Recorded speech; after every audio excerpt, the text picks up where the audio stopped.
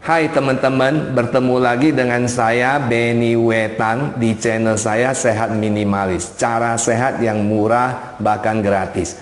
Hari ini hari Sabtu pagi tanggal 28 Maret ya. Kemarin sore saya lihat berita penderita atau yang kena infeksi dari virus corona sudah mencapai lebih dari 1.000 orang. Tepatnya katanya 1.046. Jadi hari ini saya ingin membuat satu video yang merupakan rangkuman dari semua pertanyaan-pertanyaan yang saya terima lewat channel YouTube saya dan juga dari orang-orang sekitar saya. Jadi sifatnya singkat saja karena sudah banyak juga video-video maupun berita-berita yang dibuat di koran maupun YouTube channel yang lain mengenai virus corona ini. Cara-cara pencegahan yang nomor utama adalah sering cuci tangan. Kenapa? Karena virus corona ini lapisan paling luarnya adalah lemak. Lemak ini paling takut sabun. Jadi kalau kita cuci tangan sering-sering dengan sabun dan air yang mengalir, maka virus itu akan mati dan terbuang ke dalam air itu. Jadi tangan kita akan bersih. Itu adalah cara pencegahan yang paling baik. Cara pencegahan yang kedua adalah bahwa kalau kita tidak ada keperluan, lebih baik kita tinggal di rumah. Kecuali ada keperluan yang sangat-sangat mendesak, maka kita keluar dari rumah dan kita menjaga jarak. Jarak aman adalah 1,5 meter. Ya. Pertanyaan berikutnya adalah bahwa apakah virus corona ini bisa masuk lewat permukaan kulit? Jawabannya adalah tidak bisa.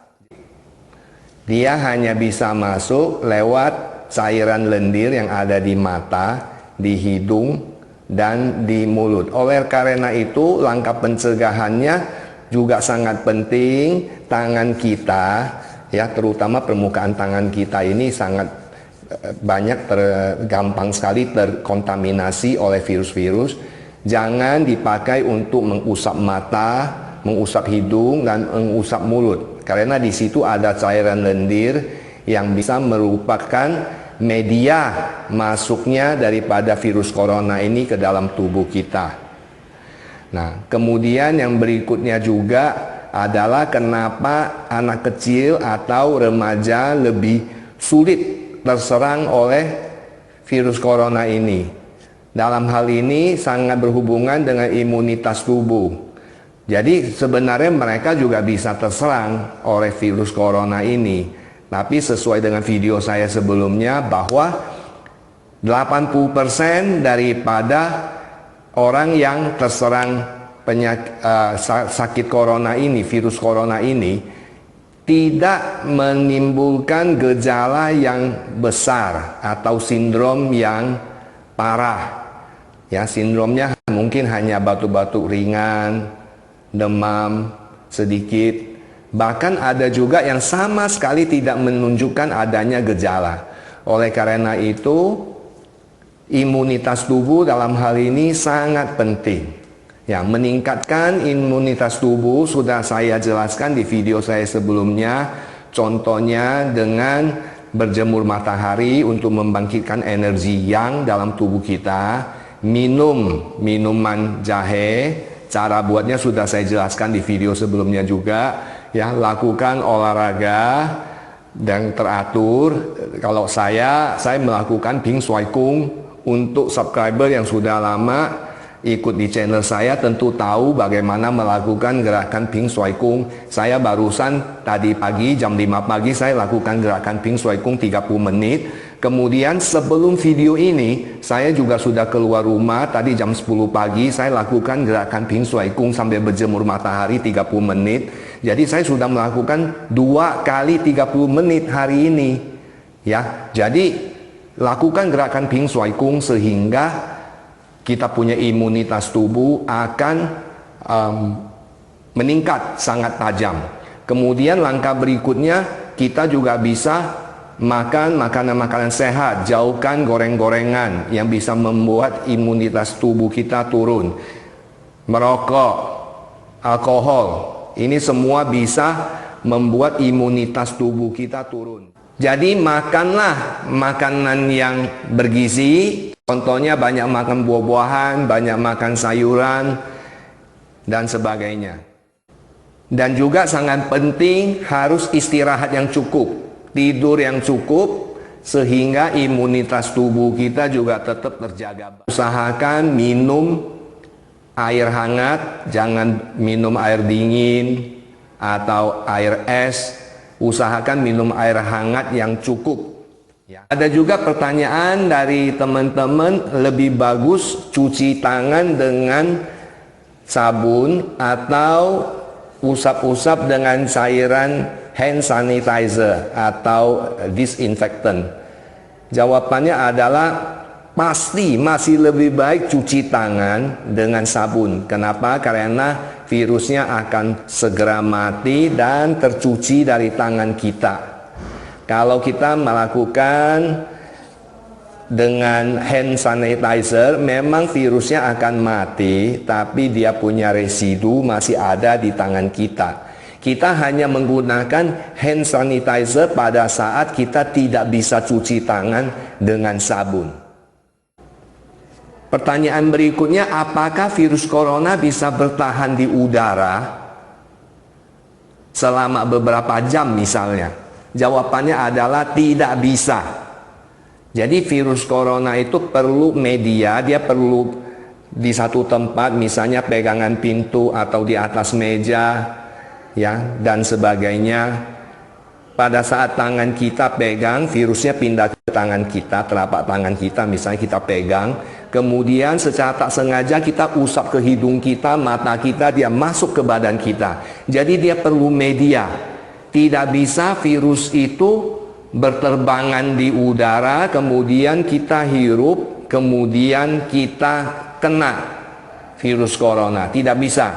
Tapi kalau kita berdiri terlalu dekat dengan orang yang sudah terpapar oleh virus corona, kemudian dia bersin atau dia batuk, cairan yang keluar dari tempat dia di mana sudah mengandung virus-virus itu, dan itu ternyata masuk ke tempat kita, di hidung kita atau di mulut kita, dan itu kita usap masuk ke badan kita, itu bisa.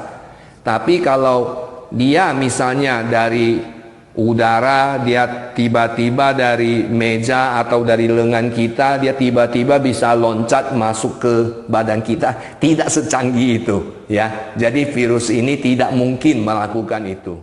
Apakah virus corona bisa memperbanyak diri? Jawabannya, kalau sudah masuk ke dalam tubuh kita, itu bisa memperbanyak diri.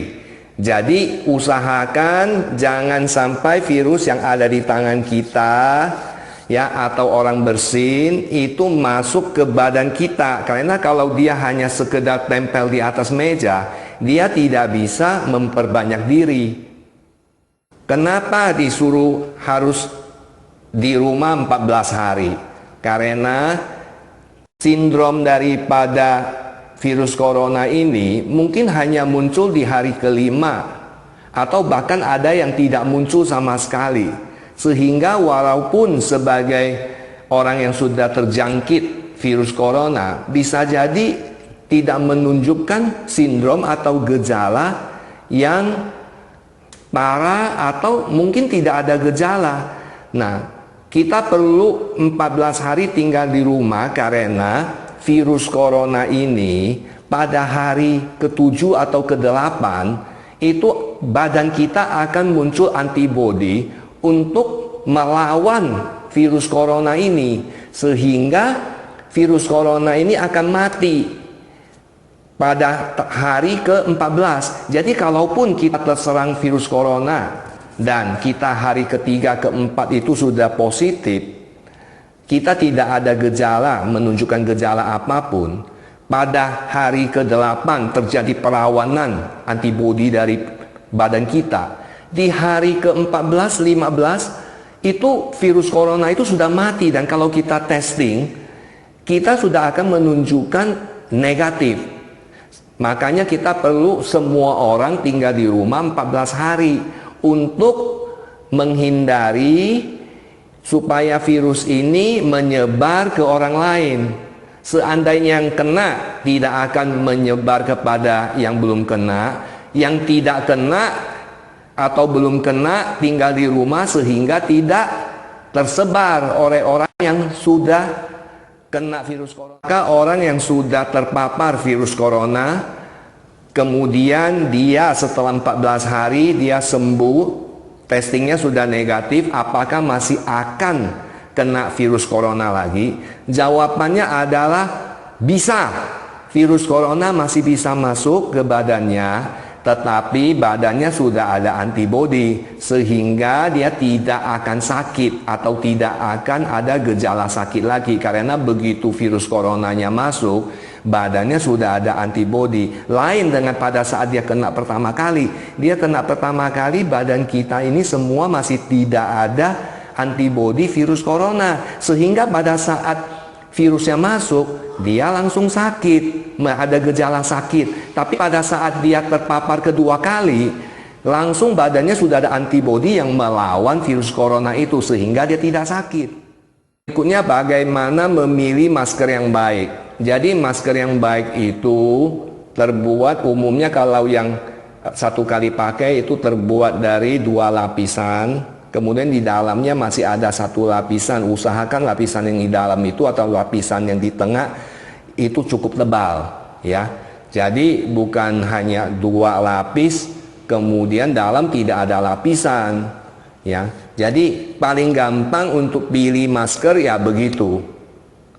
Kemudian untuk masker kain, usahakan masker yang agak tebal. Kemudian kita masih bisa bernafas dengan baik dengan masker kain itu. Sekarang ini masker sangat terbatas. Bayangkan kalau semua orang pakai 1 masker kemudian langsung dibuang. Itu 1 hari di negara kita yang jutaan penduduk ini, sudah berjuta-juta masker harus dibuang. Jadi tentu saja bagaimanapun kita penuhi permintaan pasar, itu masker tidak akan cukup. Oleh karena itu, nanti mungkin berikutnya saya akan ajarin juga bagaimana caranya supaya masker yang sudah kita pakai ini bisa kita pakai ulang. Sampai bertemu lagi di sesi berikutnya, di video berikutnya, dan terima kasih.